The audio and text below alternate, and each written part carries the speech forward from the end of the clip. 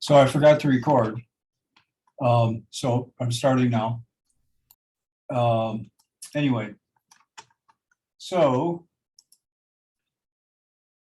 if you go to his website, you'll see he's got, you don't even have to pay the $2,000. He's got all these courses and things, and this is another one where it's everything you need to present virtually.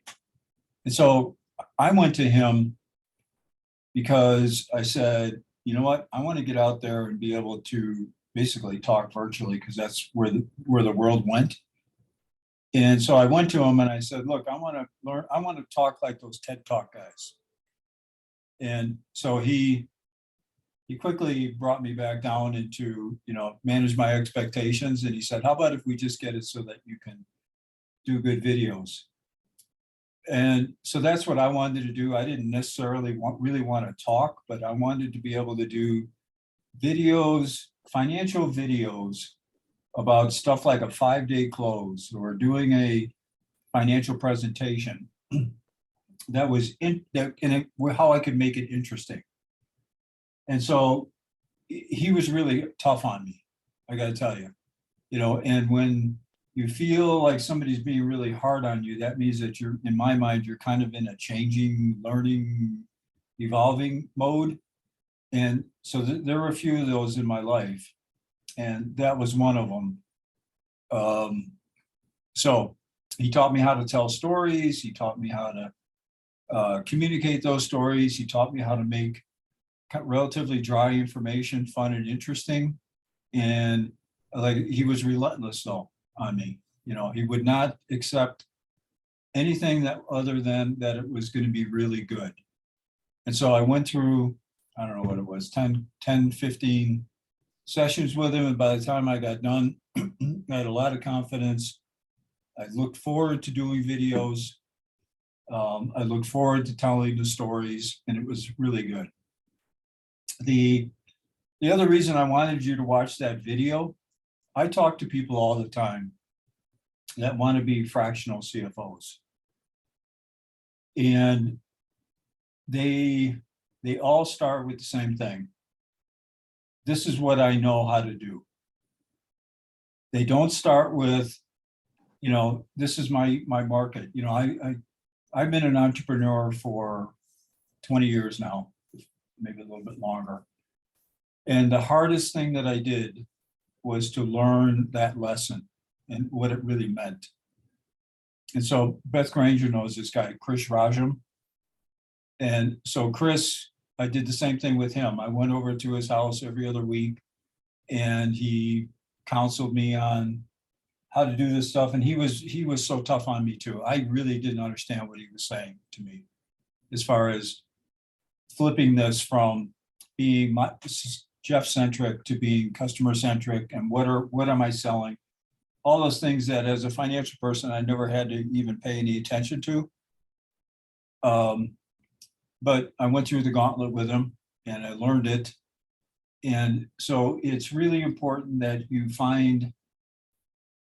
understand what Rodney was just saying, because it's relevant when you're marketing your business and yourself to the world.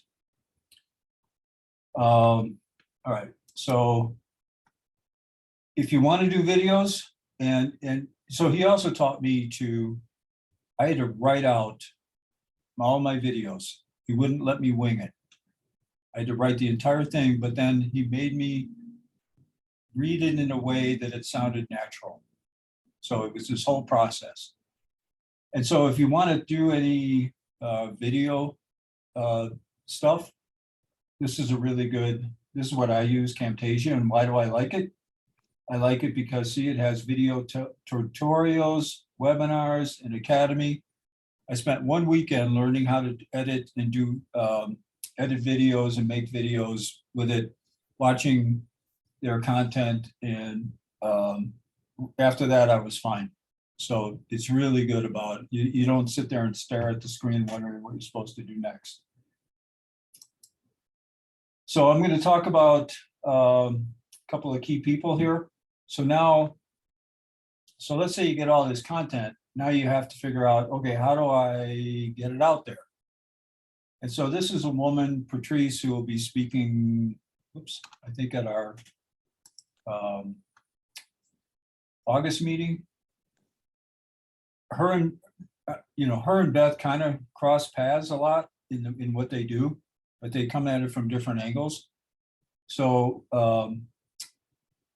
I hired her as a coach to help me get my stuff out there on LinkedIn and, whatever we were doing and how to go about it, because it was a mystery to me. I mean, it didn't matter what I read or how much I was on LinkedIn. I really didn't understand all the concepts. And so she helped me through it. So I engaged her for a year. We met, once a week, and then it became every other week. But she helped me get on a roll with all of my content. And then we have Beth. And so this is my segue to introduce Beth. This is off of her LinkedIn profile. And I'm going to let her talk about herself. I've known her for a long time. Her and I kind of moved from corporate into the, I'll call it fractional, whatever we want to call it, world together. And I remember having a one-on-one networking meeting with her real early on in my doing it, and we hit it off, and I really liked what she was all about and where she was going. And so you'll appreciate what she's going to talk about next. So I'm going to stop sharing and turn it over to Beth. Thank you. Well, can you let me share? Yes, yep. I'm open to other people being part of this meeting. So you're on. Mm-hmm. All right. Not too many images, but some. Let me just get when you share your screen, I don't know how many of you have done that. It moves everything around and you have to move things back.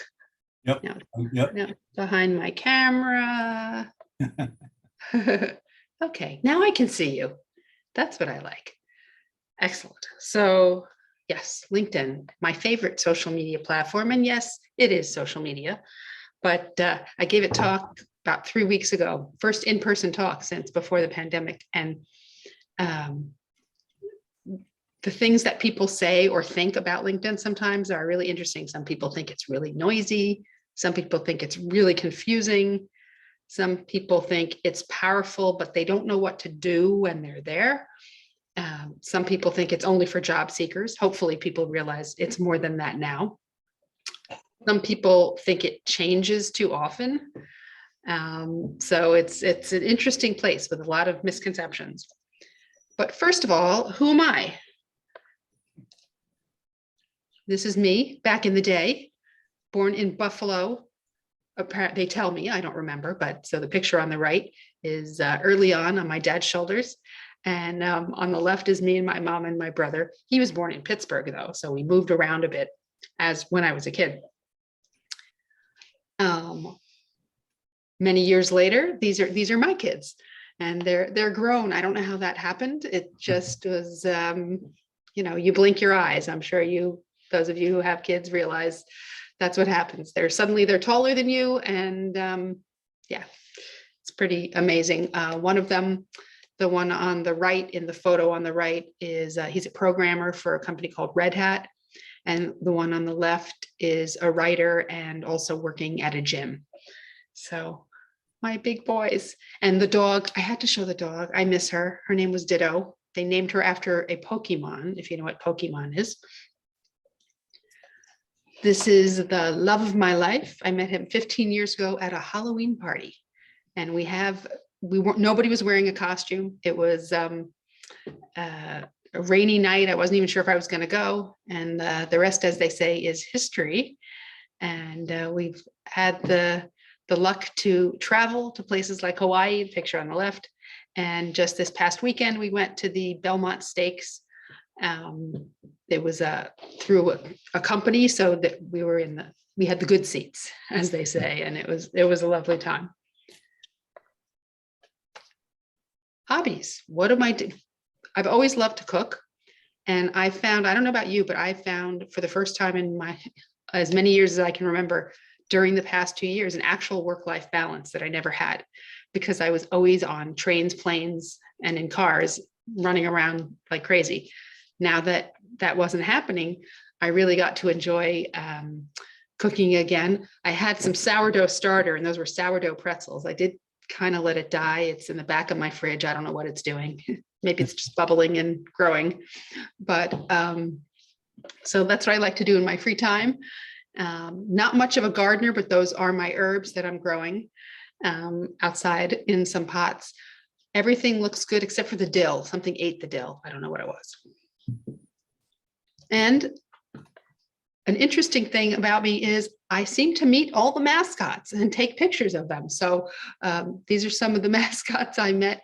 The one on the left, I think he was the Green Terror from my son's school, which is a small school in Maryland called McDaniel College. And of course, Mr. Met, we know. And the Geico Gecko, I think that was at a conference I was speaking at. Career-wise, I actually started as a graphic designer. Well, actually, before that, I was an English major and everyone was pre-law and pre-med, and that didn't interest me. Switched to art school, became a graphic designer, and it was perfect timing because it was right before, so I took a programming class on an Apple IIe, if you remember those, where you had to take the big floppy out. That was the program to put the big floppy in to save your work.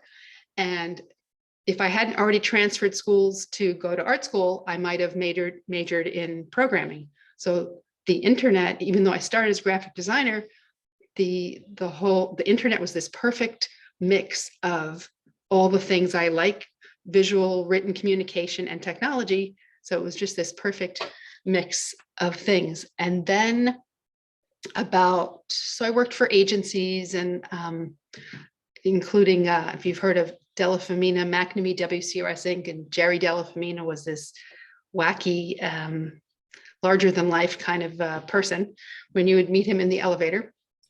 And then we have manufacturing in common because I worked for, feels like 100 years, but about 19 years for a company called Paul Corporation. They're in a public filtration and separation space, a lot of scientists walking around. I got to go visit the plant, one of the plants in Florida, and they had this machine where you put a giant piece of metal, solid piece of metal, it turned around, water sprayed, stuff happened, it turned back around, and it was a thing. And it was connected to the CAD cam, and it magic. They called it a hog out. I remember that. I don't know why I remember that. So about 12 years ago, I got let go from that company.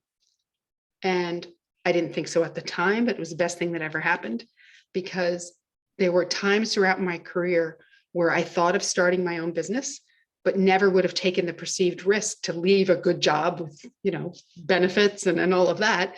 And some of you may have experienced the same thing before you started your businesses. So I started without a business plan, and I just started taking on projects for people, all different kinds of projects: website project management, social media strategy. One of my clients said, Beth, our sales team's coming in next month. Can you teach them how to use LinkedIn? And at that time, so that was maybe 11 years ago, I thought, why would you need to be taught to use LinkedIn? And you're going to pay me to teach you to use LinkedIn? And looking back at it now, there's always been a component of training in everything I've done, whether it was training people to use the corporate identity program at the company I worked at, whether it was training people to use the new content management system. There was always that part of it. So it worked out really great. And I've been doing it for 12 years now, or 11 since the whole LinkedIn part of it.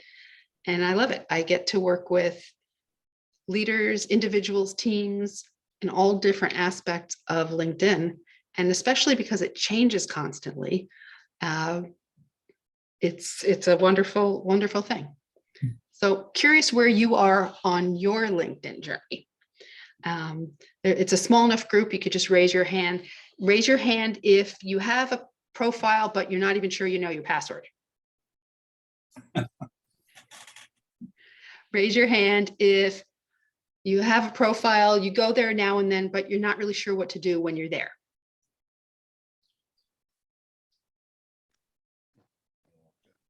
And raise your hand if you're an expert and should come work with me. And since not everybody raised their hands, maybe put it in the chat where you think you are in your journey, what you use LinkedIn for or don't use LinkedIn for.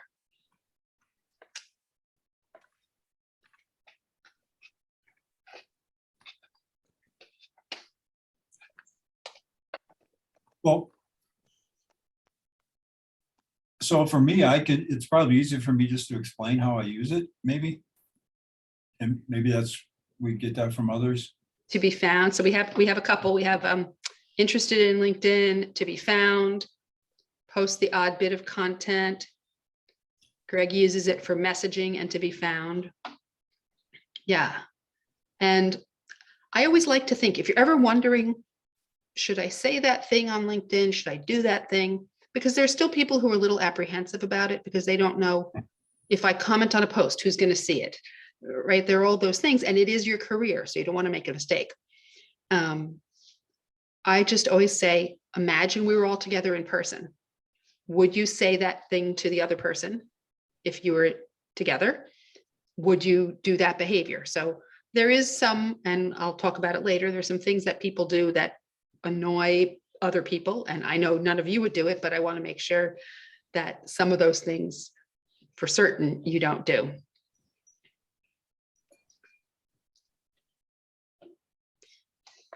So why do I have asparagus here? I have asparagus here because apparently, anybody grow asparagus ever? I haven't either. Apparently, you have? Yeah, I used to live in Michigan. Okay, so how long did it take before? Apparently, it takes a long time for it to get full enough or strong enough that you can have a continual harvest. How long did it take to grow? Yeah, I wasn't looking at it as continual harvest, but it actually grows overnight. Wow. It starts off white, and then as soon as the sun comes up, but yeah, you have to have lots of it, lots of roots and all that kind of stuff.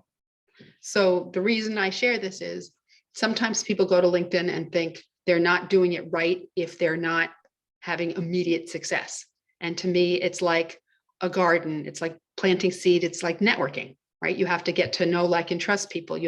It's the same thing on LinkedIn. And you can use it in conjunction with any networking that you do for your business. How many of you besides this group are involved in networking, official networking groups or unofficial? Yeah, right. I mean, referrals are the way to go. I don't know about you, but even though I'm speaking to you, you might not think it, I'm shy. I'm never going to cold call. I want referrals. So networking and using LinkedIn together, it's a beautiful thing.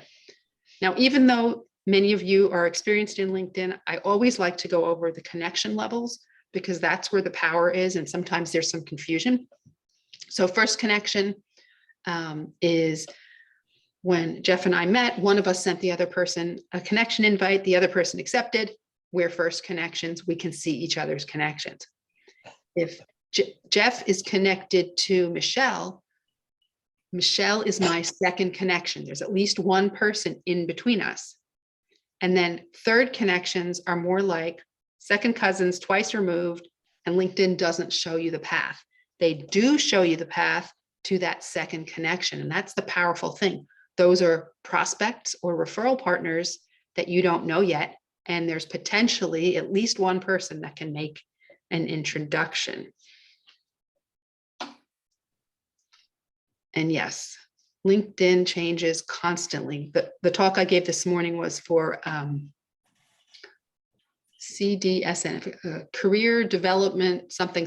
So they're all career counselors, either at libraries, colleges, or on their own. And they said that it was so confusing because they didn't go in every day. And when they went in and something was different, they got nervous about it. So they weren't comfortable. They're always changing things. Sometimes you're part of a test. So I actually gave a class at Hofstra, continuing ed class, and half the class had one experience design of the homepage, and another had, they were testing something. So just know that they typically don't take away features occasionally, but they just move them around or experiment with them. And then of course, add a million new things. And the way I think of it, and a good way to think of it, is like a building. You need that strong foundation, and the strong foundation is your profile and your company page. Now, a lot of people say, oh, I'm just a sole proprietor, I don't need a company page. I believe in owning all the real estate that LinkedIn gives you. And if you don't have that company page, somebody comes to your profile, next to where you list what you do, it has that just an empty gray box. And that, to me, it doesn't look like a real company. So it provides legitimacy, if you will, just by having that page, even if you're not super active with it, because you are going to be active as you, the individual. That's how you're going to get your clients. And that's what it's all about. On top of that, the networking, the connecting, the engaging, the prospecting that you can do. And then of course, on top of that, the content, that things like Jeff was talking about. And content for some people feels a little overwhelming because there are so many different kinds, and which one will get seen by people. And I don't have time for that. I'm running my business. So some things, just little tips and things to think about when people say, I don't have anything to share. What am I going to share? Answer the top separately. So for 10 different posts, answer the top 10 questions that you're asked all the time. It's a great way to start.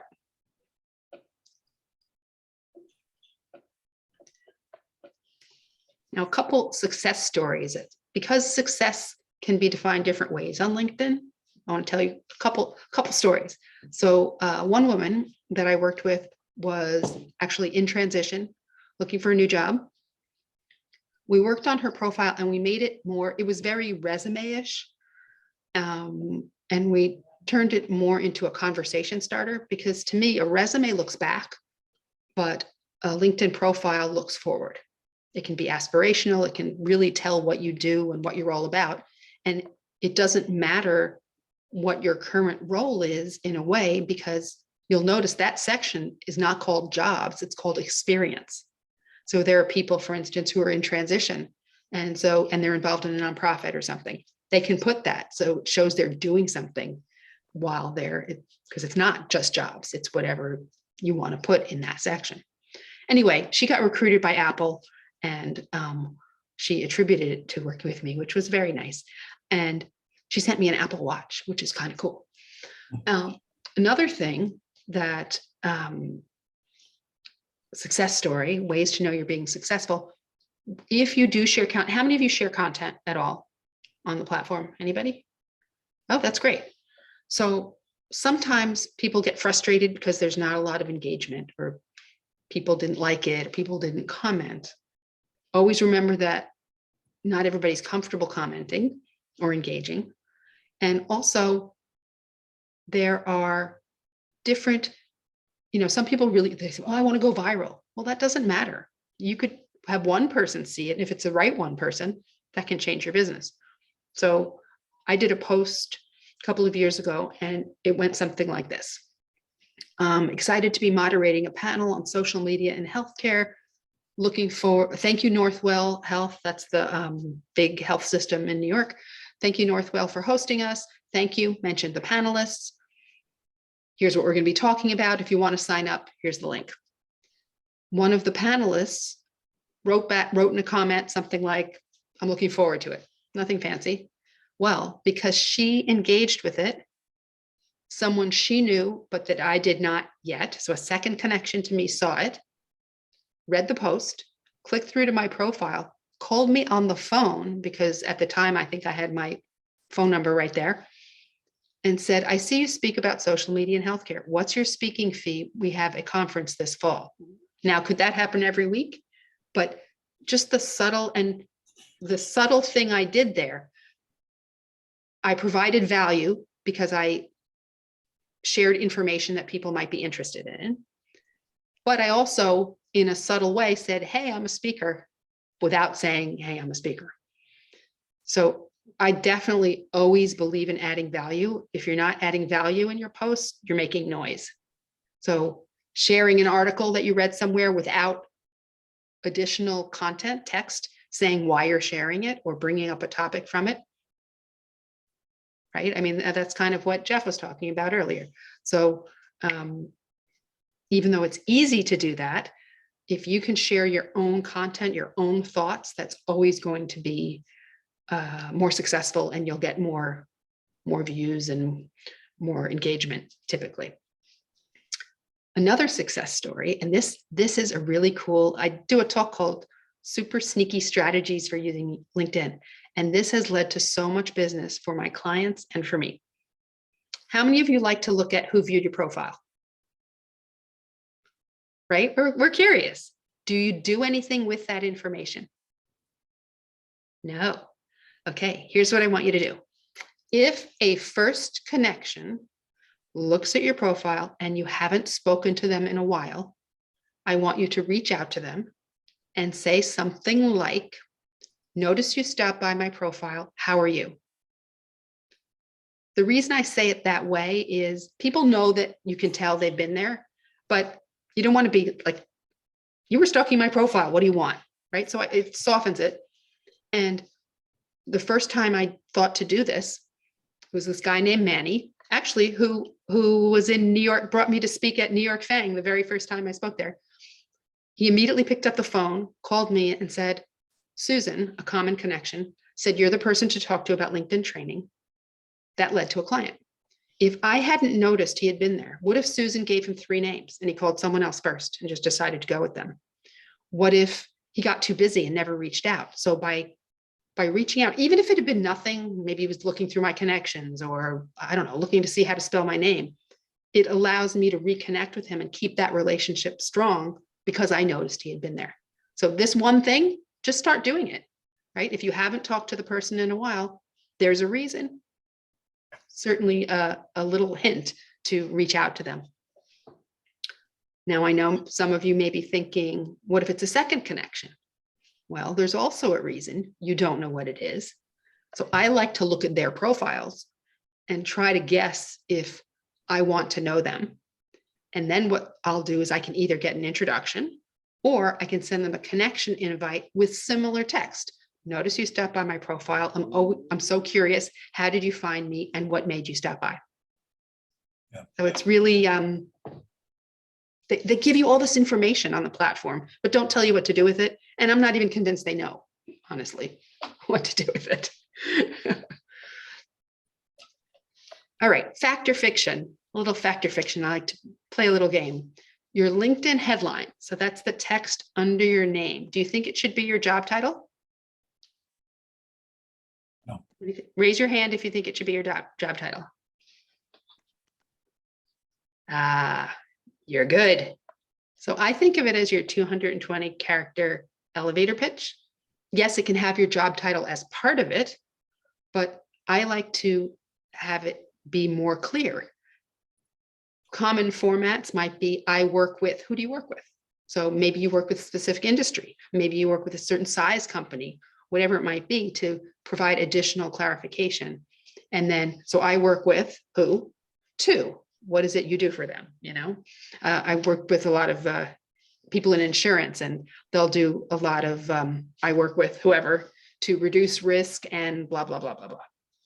So it's a great place to tell your story in this kind of like if when you're first meeting each other, how you introduce yourselves to each other.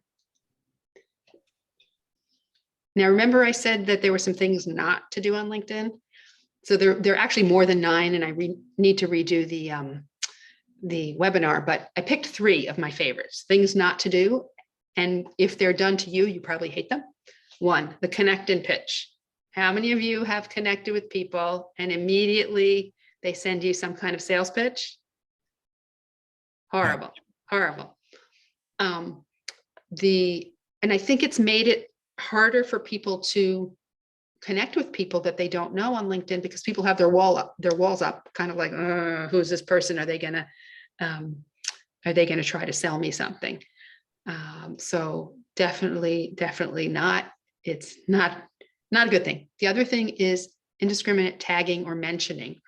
I went to an event, met this guy. He started tagging me in every single post that he did. And by doing that, he was hoping I would engage with that post. And it got annoying. If it made sense. So if I were to do a post later today, I already did one about something else, so I won't be. But if I were to do a post later today, say, it was so great to speak to this fractional CFO group today. Thank you, Jeff, for bringing me in. Great to meet you, and mentioned all of you. That would make sense because it was appropriate and it was based on something that happened. But just to randomly tag people, even if you know them, in hopes that they're going to engage with your content, not a good plan. And another one, invites with no note. There are multiple reasons for this, but it can happen by accident. So there are places where LinkedIn might show you, you might know this person or something. If you want to connect with them, don't click on the button there. Always connect from the person's profile, because that's mostly the only place that you can send that note. And then what's great about it is maybe you meet somebody at an in-person event. You connect with them with that note, and because you'll say, I met you at XYZ event, they'll probably say yes. But then if you don't speak to them for some reason right away, and 6 months later, they come up as someone who can make an introduction for you, or whatever reason they come up, and you're thinking, who is this person? Why do I know them? If you click on their profile on the message button, that connection message will be the first one that comes up in the chain of your conversation with them. So it can remind you where you met. So there are all these hidden things, right? Now, I want to move on to questions, but before I do, who doesn't want to see 2 golden retrievers? I want to share a really cool thing with you. So do you have the LinkedIn app on your phone? If you do, open up the app and go to the homepage.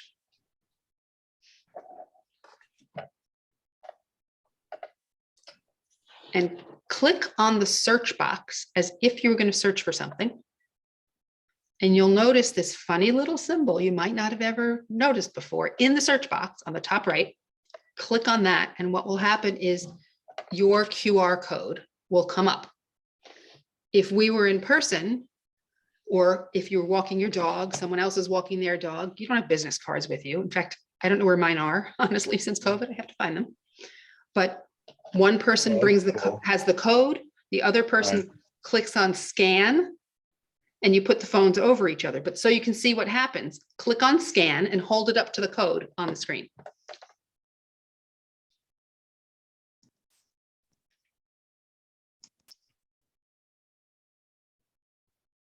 And for those that didn't try it, it brings you right to my profile. So if you were in person, it's a way to connect with somebody quickly.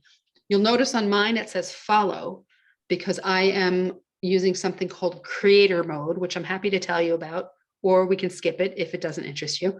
But that forces the button to be follow. If you want to connect with me, you can click on the 3 dots to the right of the follow button and pick personalize invite, I think it says. And one other new feature before we go to questions is there's now a notification bell. And this is really cool. You won't see it on your own. You'll see it on the profiles of your first connections or people you follow. And if you click it when they post, you'll see a notification about that in your notifications. Any idea why that might be a good idea? Why would you want to be notified when somebody posts? Then you can comment on their post. Yes, so you can do it strategically. You can pick your top 6 referral partners. You can pick your top 6 prospects or customers, people that you want to support by engaging with their content. You can do it with each other so that you're supporting each other when you share content. All right, questions. Oh, and by the way, I haven't sent an email in like a month and a half, but I do have a mailing list. If you want to get on it, you can just with your camera, grab that QR code, but it's just there. I haven't sent an email. I don't send a lot of them. Questions. I know you have questions about LinkedIn. So quick question. So why is it you don't send emails? Just out of curiosity. There were only 24 hours in the day. I do occasionally. Yeah. So I have bright, shiny object syndrome, and I love to do a lot of things and learn new things and put on new programs. But did we lose Jeff? Oh, there you are. You just bounced to the bottom for some reason on my screen. Yeah, No, yeah. you're there. So yeah, it's just, I focus more of my time on LinkedIn engagement, networking, and speaking and other things, but Yeah, no, that's good. Yeah. Yeah, I personally only send 2 emails a month, and that's just to this group. That's all. Yep. That's it. yeah. It's a Yeah. lot of work. Hey, Beth. And Chris, well, yeah, I'll answer your question, but this person you mentioned before, Chris Rajan, used to always say, you can do anything, but you can't do everything. Yeah. Yes, was it Robert? Did you have a question? Yeah. Yeah. Can you talk to us a little bit about automating our LinkedIn? So there's an automated sales funnel so that, as we get busy, we have something that's continually automating to generate leads for us. And so that's one of the things that I'm creating, but I get some of these in-mails and it's driving me nuts and so I can see the expression on your face that you're. Well, 2 things. Go ahead. It's actually against the terms of service. Now I know LinkedIn is the only terms of service I've ever read. I've never read it on any other software package. It's technically against their terms of service. All these tools, even if they say that they're not, that they're okay, and it can get your account shut down. They're not doing a good enough job of that, but that leads to the connect and pitch or the annoying, if you get an invite and it sort of doesn't make sense and it looks like they threw in fields like under my experience, instead of an actual job title, it says something like the name of my company, and then it has a sentence. So it'll pull in that whole phrase. So I'll know that that's automated. And to me, I don't like it. I know people do use it, but it can also get you kicked off. So you have to be really, really careful if you're going to use it. And for instance, not do too many of them at a time and things like that. Do you have a suggestion on how to do that so it's correct and it feels good for the person getting the? No, because I don't advise doing that. So I don't think about it. Yeah. Okay. I know people are always looking for ways to make things easier. But to me, it's one-to-one relationships. And so I think that's a better way to go about it. Michelle, did you have a question? Hi, Beth. My question is, I see somebody on LinkedIn that has a comment on multiple posts, and it's sort of a insignificant comment like, what a great article. Thanks for sharing. Oh, I'm so looking forward to it. Is she doing it because she knows something that I don't know, or because I just think it's useless and senseless? What are your thoughts? So she's commenting on other people's posts in that way. So there are a couple things it could be. There are people who put together something called pods. Have you ever heard of this idea? So first of all, don't do it, but a pod is where a group of people come together and promise to engage with each other's content. And sometimes they'll share the link into a Slack group or into some way to do that. And because they're promising to do it, they're not necessarily even actually reading the content and they're just putting a comment. It's just not a good way to do it. Can you share your content with people you know, like, and trust and hope that they will engage with it? That's different. So it could be that. It could be she's trying to get someone's attention or support someone and just doesn't know that maybe she should really read the comment. And I mean, I'll say something like, looking forward to it if it's somebody saying they're having an event and I'm going to be there. Yes. But what I like to do is really consume that content. So read it, watch it, and try to say something that makes sense. and continues the conversation. So it's not that that pushes her into a different stratosphere or that more people are seeing her, because it's sort of arbitrary comments like, I am Well, looking forward to reading your article. Why, read Right. it. so yes, maybe yes, and it's, she may be hoping that the author becomes aware of her. She may be hoping that other people who are commenting see her. So there are all sorts of things that happen when you engage with content. But Is yeah, it a good or a bad thing? I think it's always a good thing to engage authentically, like you would if you were in person. So if somebody said to you, I'm having an event, and you said, I'm looking forward to it, that's great. If somebody had a post about something where it makes more sense to have a more thoughtful comment, then we should do that. Okay. But commenting on other people's posts, I work with some financial planners, and their limit, they have compliance. It takes them like 2 weeks to get a post approved, but they're allowed to comment. So part of their strategy is completely based on commenting on other people's posts. Thank you. You're welcome. Any other questions? So how many of you think that it's a good idea to get even better at LinkedIn than you are right now? Right? Yeah, I think it's it is a journey, as Beth is saying. If you think back what it was like when it first came out, Yeah. And so There's so many parts to it. There's the content part, which many people like that. There's the networking part, and for instance, if someone said to me, I need an outsourced CFO, suddenly my mind goes blank and I can't think of anybody, even though there's one in my networking group. So, but if they looked at my connections and said, oh, I see, whoever, can you make an introduction? Right? That's a specific request that's more likely to happen. So it's an amazing tool for so many aspects of your business. yep, I agree. Yeah, I had somebody doing my posting for me. Mhm. And so now I'm not using her anymore. So I'm struggling trying to figure all that out, I will tell you that it's different than other platforms. Other platforms, you have to post a lot. On LinkedIn, you can actually be very successful posting less frequently. I've been testing it a little bit. Posts seem to have a longer life lately.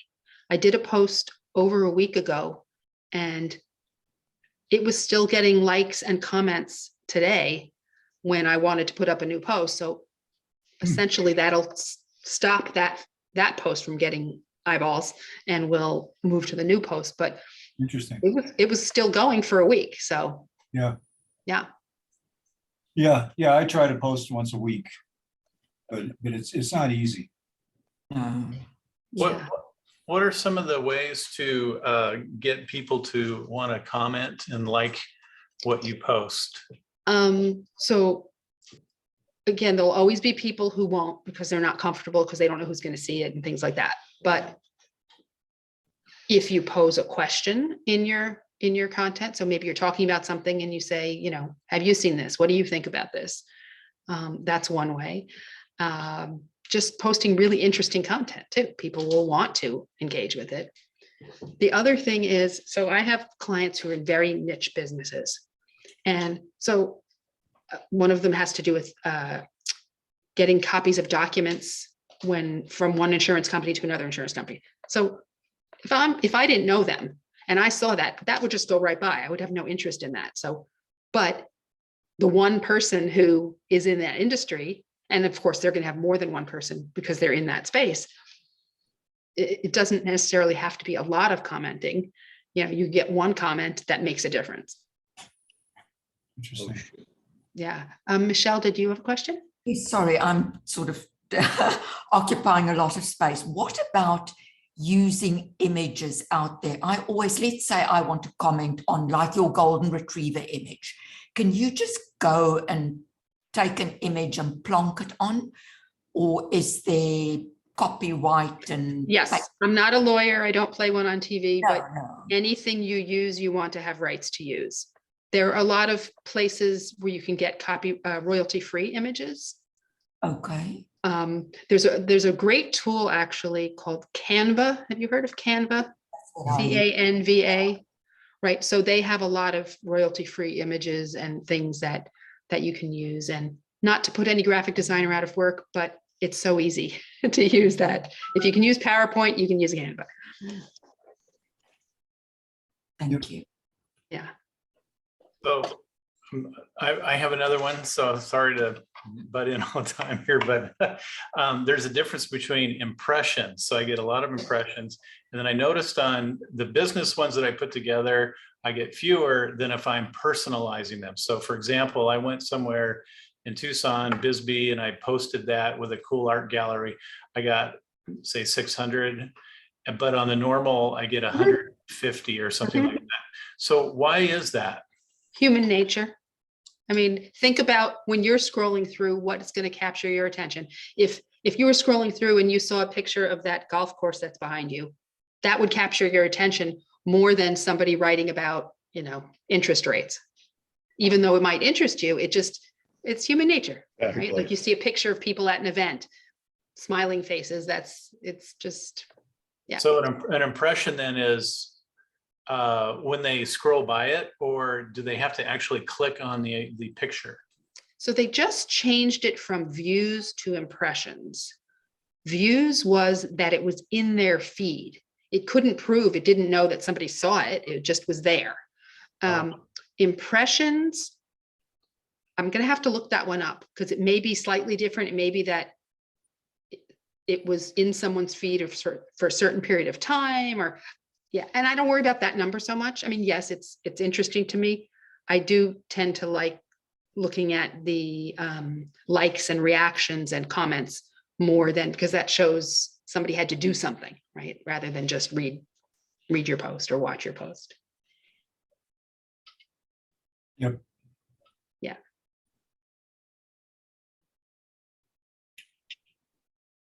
It doesn't need to feel I know it can feel overwhelming because there's so much you can be doing. But yeah, even if you just go every day and do the thing with who looked at your profile and reach out, that can be a great way to get started if you're not super active. Yeah.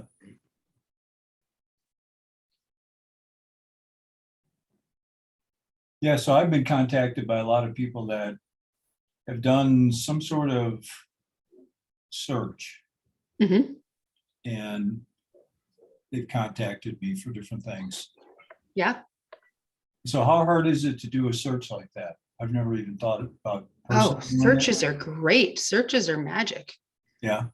So the acronym that's good to remember is SPA, and that stands for Search, People, All Filters. So when you search for a term, say a job title or whatever it might be, and then the result page sometimes gives you all sorts of stuff. So if you click people to say, no, I'm looking for people. And then if you click all filters, that lets you narrow it down. You can pick industry, you can pick geography, things like that. And you can pick, for instance, second connections. So maybe you're looking for, I'm making this up, CEOs in Connecticut that in the food and beverage industry, right? So it'll come up with however many people that are second connections. So that can be your prospect list in a way, because you have people that can potentially make an introduction to them.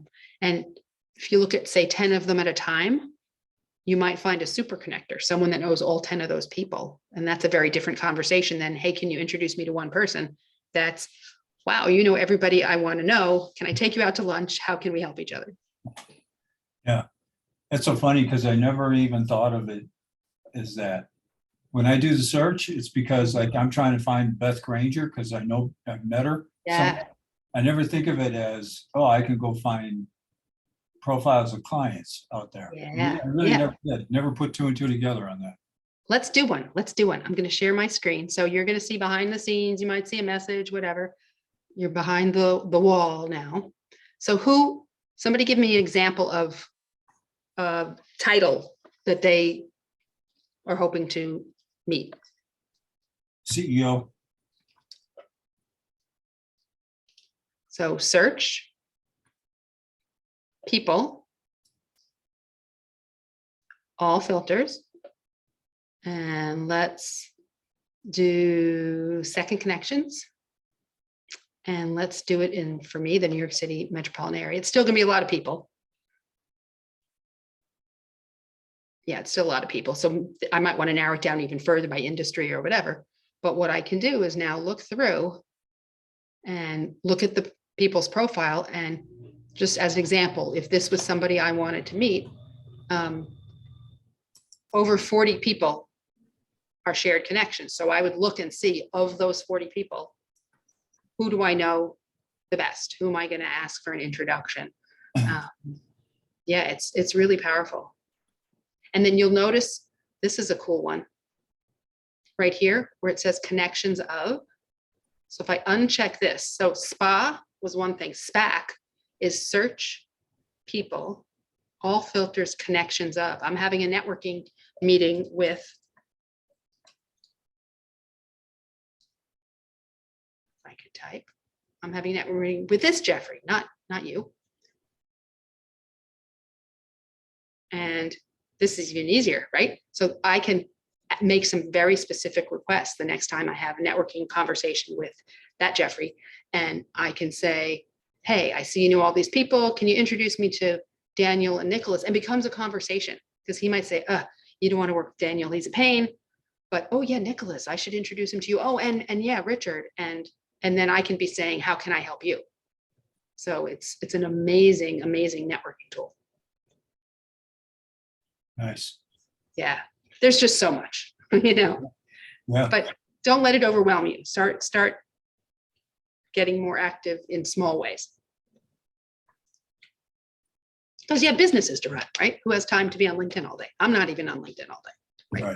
Right. Yeah. So Tariq, you usually have something important to say. Yep, you're mute. We can't hear you. Thank you, Jeff. I had a haircut, so I can't say too much today. I'm good, thanks. I'm enjoying the webinar. It's great. Thank you. All right. All right, so I have to drop in 4 minutes.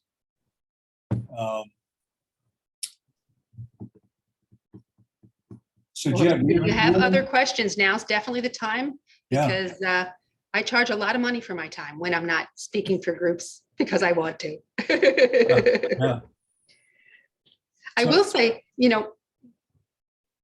you're all running your own business. I'm running my own business.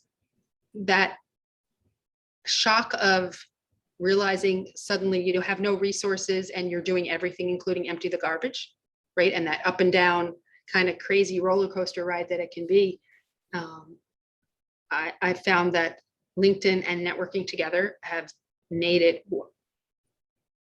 much better. It's certainly, I love it. So, yeah. So Beth, how many, what percentage of your business do you think you get out of doing LinkedIn proactive work?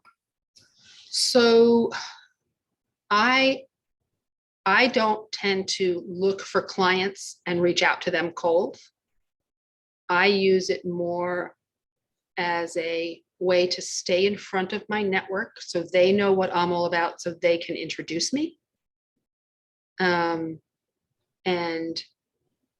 my clients, so it just depends how you get your clients, right? So I have clients who are actively pursuing people that they know are their prospects in a way that I personally don't. And that's what I work with them on doing, and how to do it without being annoying and no connecting pitches and things like that. Yeah. Yeah. That's good. Yeah, so I get business out of it, but it's the same thing. I'm not going hard at people. Yep. It's more somebody tells somebody about me, you know, and Yeah, somebody will connects telling me that, you know, that kind of thing. exactly. Yeah. Yeah, it's very powerful because it Yep. lets people know what you're up to and what you know about, so that they're having a conversation with somebody at dinner and the person says, you know, my business is just, I don't, you know, I want to grow. I don't know how to grow. I need help, whatever. They can say, oh, wait a minute, you should talk to. Yeah. Yeah. Yep. Okay. So I do have to go. This has Just been a quick great. question, Beth. Do you do pro bono for FANG and associations like that, FENG?